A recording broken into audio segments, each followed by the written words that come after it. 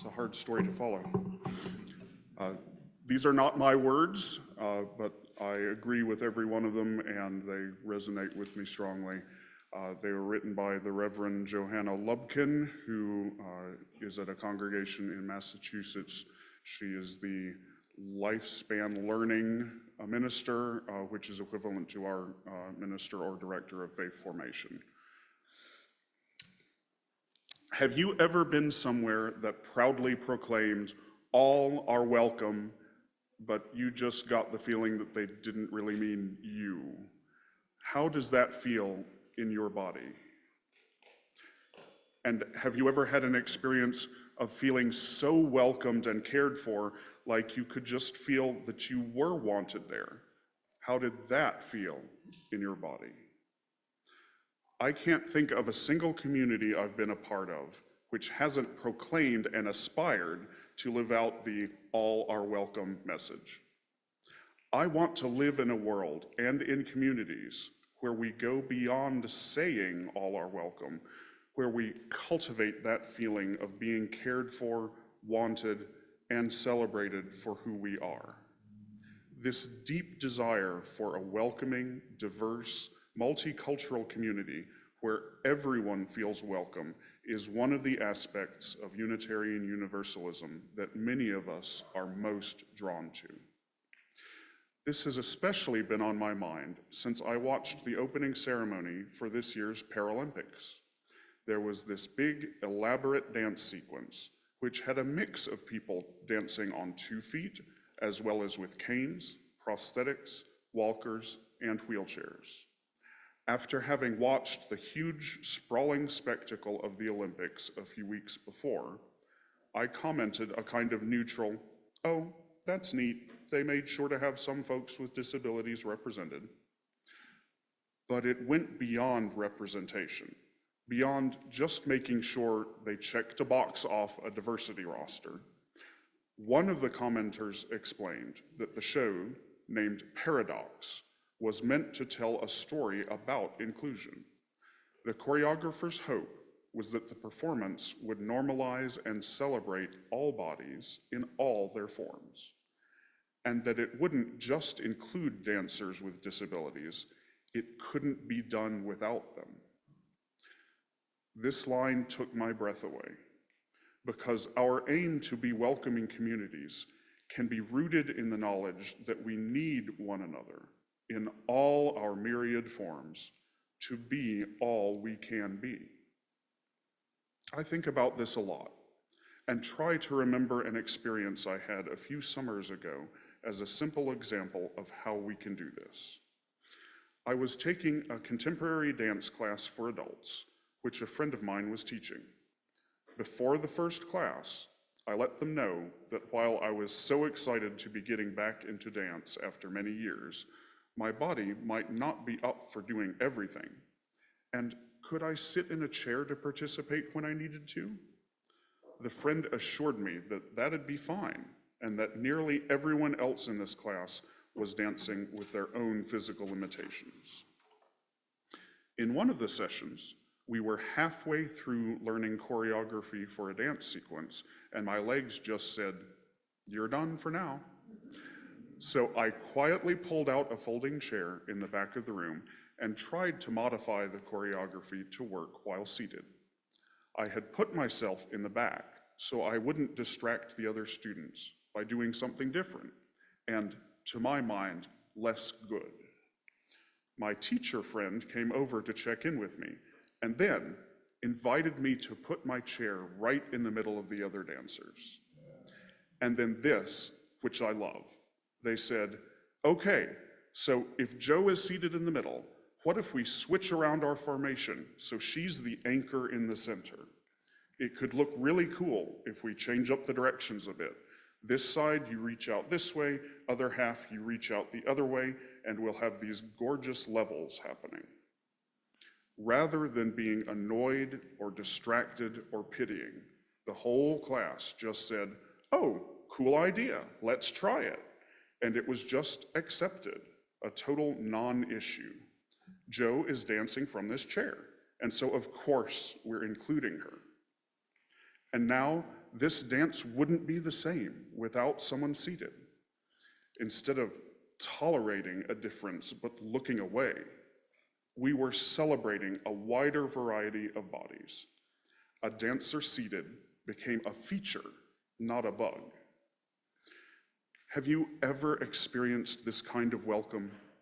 The feeling of being celebrated and cared for without it being a big deal. Maybe you're bringing an infant somewhere and the host lets you know where a changing table is and a private spot to breastfeed if you want it. Or you arrive to a party and they offer not just alcoholic drinks, but fun mocktails. Or a community just has the practice of labeling dishes' ingredients at their potluck, so folks can choose foods that work for their dietary restrictions without feeling like they're making a fuss. Or you arrive at a church to see a ramp as well as stairs with railings to make it easier for anyone to get to the pulpit. These changes are often simple, but not necessarily easy to discern. To welcome well, we need to know the context, we need to build relationships, and we need the humility and openness to try something new.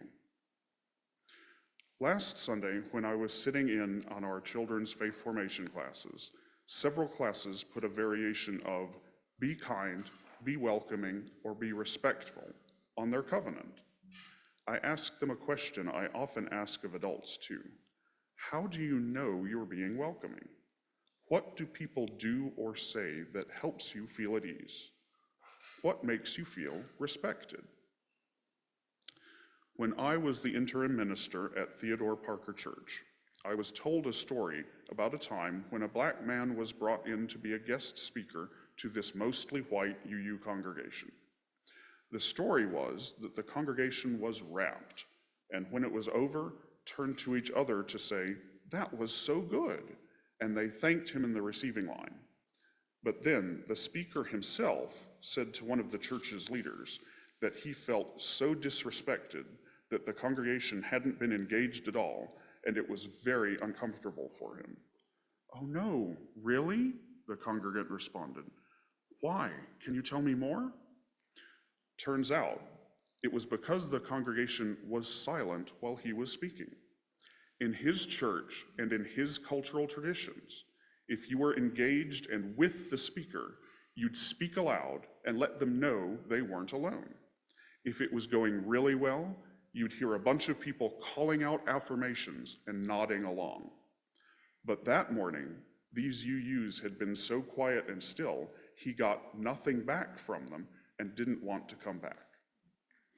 The church leader felt so bad. In that church and cultural context, listening quietly was a way of showing respect and attention. They'd inadvertently communicated the exact opposite of the welcome and gratitude they were trying to express. Welcome is complicated, and it's contextual.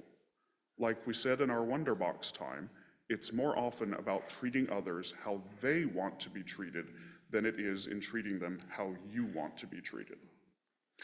I imagine we can think of times where, through no conscious malice, we miss the mark on welcoming folks with identities different from our own. Here's another story, the likes of which are all too easy to find. Rayla D. Baldwin Matson is a religious educator at one of our neighboring congregations in Massachusetts. Rayla is a Black person raising 3 children as a single parent. Rayla bravely shares this reflection on an experience of not finding a seat at the table, literally and metaphorically.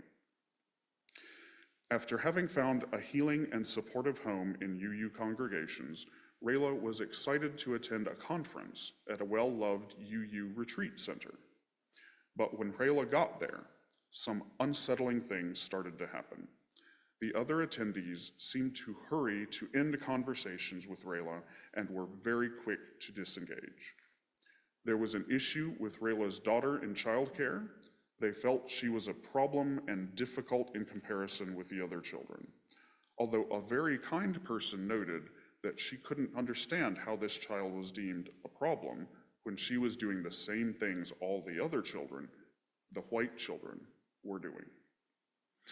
In the dining hall, there was no table for Rayla, not because there weren't empty chairs, but because people said there was no room at the table for Rayla and child.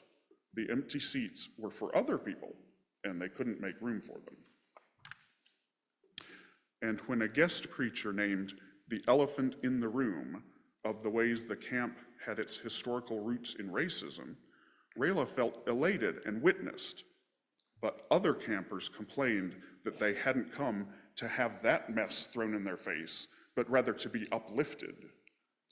In this place that is a beloved UU community, a place for healing and connection, our faith community let Rayla down. When our theology calls us to create a community of belonging and inclusion, we sent them the message that there was no room. Rayla concludes by asking us, who is standing in your dining hall looking for a seat at the table? And can you make room for them too? The people at that conference were probably not making a conscious choice to exclude someone on the basis of the color of their skin. But sometimes it's really hard to give a good welcome unless we've really given thought to the messages our actions are sending and who we're truly expecting to be a part of our community, and how that may change and challenge us. One of my favorite tools to help us welcome well comes from UU educator C.B. Beale, who teaches a concept called preemptive radical inclusion. In essence, preemptive radical inclusion starts from the assumption that all people are my people, and that we are making a place at the table for all. And we never stop thinking about who is not at the table and whose voices aren't present or have been marginalized. As CB teaches, preemptive radical inclusion is a way of being, of leading. It is not a box to check off in a planning process, i.e., put out a call for diversity, so check, inclusion done. It is instead a lifelong practice. It is preemptive because it anticipates needs rather than expecting others to make their needs known, because we have already planned for them. Preemptive radical inclusion means that we intentionally position ourselves before we know anything at all about anyone in the room to presuppose that everyone is already and always in the room. It is radical because if we are doing this correctly, the created experience won't be the expected experience. It might even be dramatically, radically different. And then let's define inclusion. It doesn't simply mean that we include others in our circle of what we already do and how we do it, but expand the experience to encourage deep involvement and make that involvement possible. Inclusion with equity means centering the voices of the most marginalized. We involve others in the creation of our projects and communities. Our we becomes larger, and what we do and how we do it transforms into something new. CB reminds us we all get free together. Within our Unitarian Universalist Association and in this congregation, we strive to create communities where everyone feels like they belong, where we welcome people from diverse racial and socioeconomic backgrounds, gender identities, sexual orientations, and abilities. It's right there, articulated in the words of welcome our worship associates read each week. But it raises the deeper question, why do we want diversity? What is our motivation and our ultimate hope? The late Bell Hooks, an African-American feminist author and teacher, asks the question this way: what is all this clamoring after difference? All the clamoring is about seeking wholeness. Guilt leads to angry denial and inaction. Responsibility leads to grudging good works. the call to seek wholeness has room for acknowledging feelings of guilt and anger, frustration, room for accepting appropriate responsibility, and plenty of room for moving toward personal and communal transformation. All the clamoring is for each person, each perspective, each truth to be granted sufficient respect so that we truly listen to those ideas and allow ourselves to be truly challenged by them. All the clamoring is for us to recognize that our lives are intertwined, so intertwined that each is accountable to the other. Each particular story or truth calls us to accountability, calls me to accountability for my life, my limits, my individual and our collective transformation. All the clamoring is for the truth. I need you. I need you, who you are, the experiences and perspective you bring, so that I may know truth beyond my partial truth. She concludes, all the clamoring is for justice. We need each other and what we can all do together for justice. So, my beloveds, think of our congregation, committees, and communities. Who is waiting on the edges, looking for a seat at our table?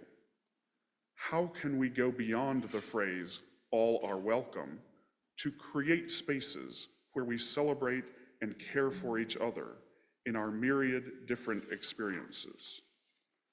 If we were to remember that none of our experiences of living or loving can be comprehensive because each of us holds clues the others need about how to live with dignity and joy as a human person. If we were to remember that, what would we be called to do? I close with words from the UU songwriter and lay leader Herb Tyson, who passed away a few years ago, but whom I remember fondly.